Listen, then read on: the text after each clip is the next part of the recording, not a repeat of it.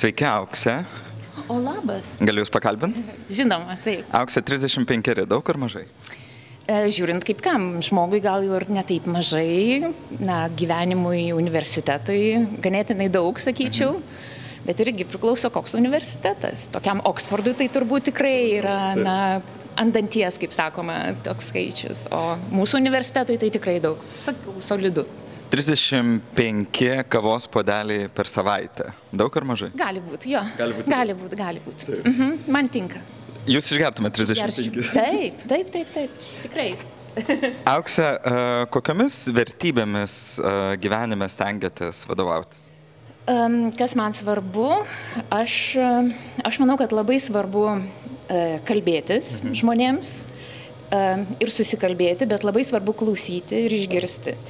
Tai man vertybė būtų išgirsti, žodžiu, truputį atsitraukti, klausyti, pažinti pašnekovą.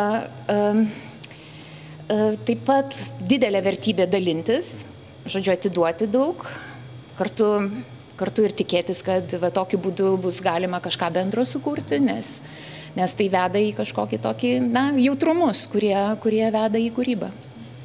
Galim keliauti toliau. Auksė, jūs jau ilgą laiką esate žurnalistikoje, tiesa? Esu mokslininkė, tyrėja, nesu praktikė, žurnalistika domiuosi ir seku ir tikrai man tas labai įdomu ir labai patinka, labai imponuoja, bet niekada pati nesu buvusi žurnaliste ir nesu baigusi ilgesnių žurnalistikos studijų. Esu mokiusis tokiam intensyviame kurse, kurį vedė New Yorko Kolumbijos universiteto profesoriai Centriniame Europos universitete Budapešte. Tas buvo labai seniai. Kaip kinta apskritai Lietuvoje žurnalistika, medijos, kaip kinta visa šita sfera? Kinta labai, nes pagreitis yra labai didelis, labai atsinaujina technologijos, atsiranda be jokios abejonės įvairios inovacijos, tarkime, dirbtinis protas ir panašus dalykai, kurie supurto visus, ypatingai supurto švietimo sistemą, bet ypatingai supurto medijas ir visus, kurie ten dirba. Tai taip pat žurnalistus ir žurnalistiką keičia.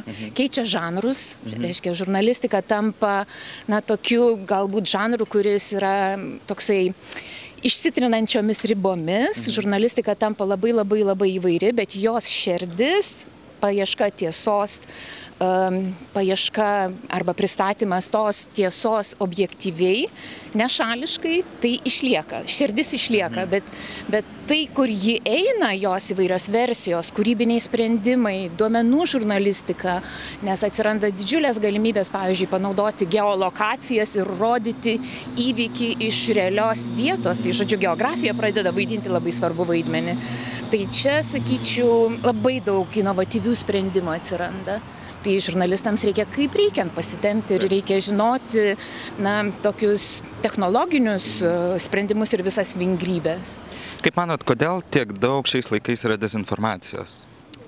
Jos visada buvo labai daug, bet mes jos tiek daug nematėme. Tarkime, galbūt ta dezinformacija nebuvo vadinama tuo, kuo ji dabar tapo, nes vis tiek ta dezinformacija vis tiek daugiau ateina iš tarptautinių santykių, politikos studijų ir tų agresyvių valstybių, kurios panaudoja informacinės galimybės, reiškia savo įtakai didinti, strategiškai manipuliuoti, suklaidinti, pakreipti savo tinkamą linkme žmonių mąstymą. Ir sykiu labai stipriai uždirbti kapitalo.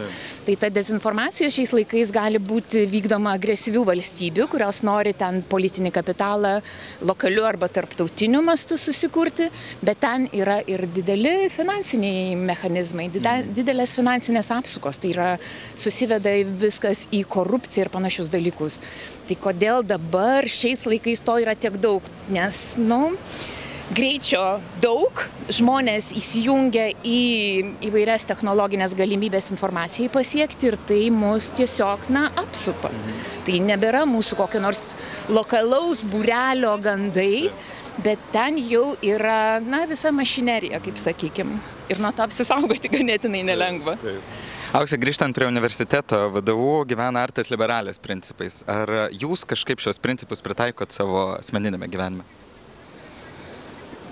Nežinau, ar taip tiesiogiai, turbūt, nes kažkaip gal daugelis dalykų ateina automatizmo būdu. Artes liberales vis tiek irgi yra savoka, koncepcija, kuri per daugelį metų keitėsi, transformavosi, bet vėlgi jos šerdis išlieka ta pati. Atsiranda žvilgsnis, išsilaiko žvilgsnis į žmogų, į jo visapusišką augimą, jo stiprėjimą, jo vidinį tvirtumą, priimti sprendimus, kažkaip,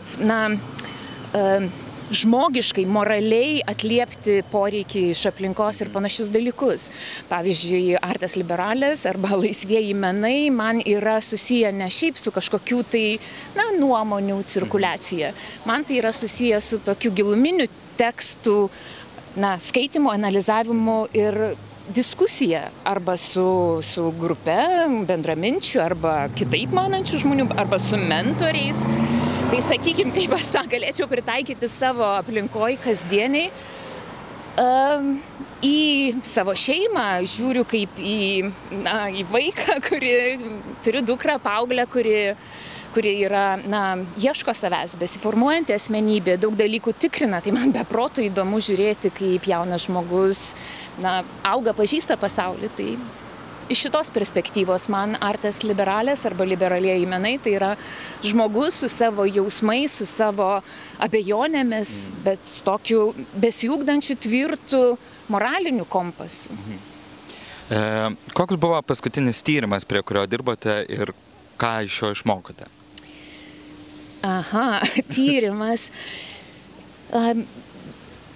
Paskutiniu metu dirbau medijų raštingumo tematikos srityje ir vienas iš tyrimų, kuriuome mes lyginome su kolege Lietuvos, Suomijos, taip pat visuomenės nuomonės apklausas ir ten buvo toks atsakas platesniam kontekste į tikėjimą konspiraciniais mitais, bet apie tai dar kažkaip nesileisiu čia, bet kas man ten patiko ir buvo įdomu, bet tam tikrą prasme kelia gilesnių tyrimų poreikį.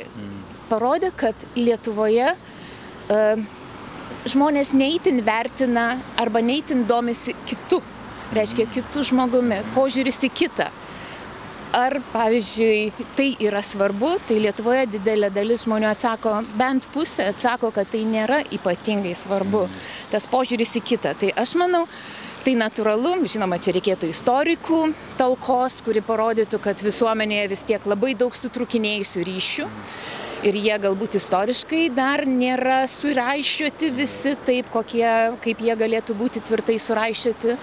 Tai man tas pasirodė toks signalas, kuris man rodo ir žvelgiant iš tos artes liberales perspektyvos, kad čia būtų ką veikti ir universitetui. Reiškia raišioti tuos ryšius ir labai taip, švelniais būdais, neagresyviai, įsiklausant. Tas trunka daug laiko, tik tai. Tai 35 metai šiuo atveju tikrai yra labai nedaug. Jeigu jums reikėtų pasirinkti 35 dienas gyventi visiškame triukšme arba visiškoje tyloje, ką pasirinkti? Tyla? Tyla, tikrai tyla. Jeigu 35 dienas reikėtų klausytis arba roko arba metalo muzikos, ko klausytumėt? Džiazo. Ir Aukse, paskutinis klausimas, ko galėtumėt palinkėti vadovų bendruomenei šio gražaus jubiliejaus proga? Gerti kavą, susitikti kiekvieną dieną, pavyzdžiui, pasirinkti penktadienį ir susitikti čia, šiaip be akivaizdaus tikslo, bet tiesiog einant pietauti, stabtelti čia ir atsigerti kavos. Ačiū labai. Ačiū.